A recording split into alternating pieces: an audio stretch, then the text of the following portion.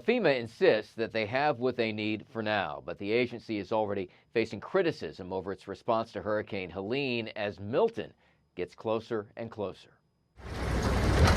In Florida, no sooner are they cleaning up from one storm than they're bracing for another. I'm scared. I'm very afraid. The sandbags are a last resort, but Hurricane Milton could bring utter devastation, with Tampa Bay facing what could be its first direct hit from a hurricane in more than 100 years.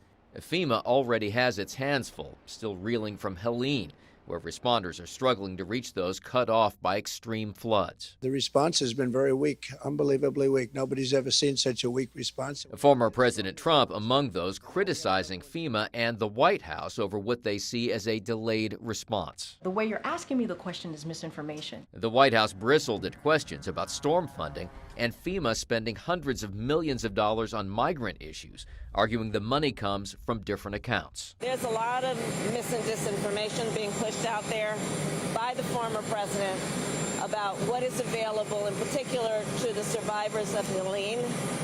And first of all, it's extraordinarily irresponsible. But FEMA does say it will need to replenish its coffers to make it through the rest of this hurricane season, although it does have enough to get through Helene and Milton. The Disaster Relief Fund is the fund that we use to respond to disasters, and there has been $0 removed from that fund to support any other activities.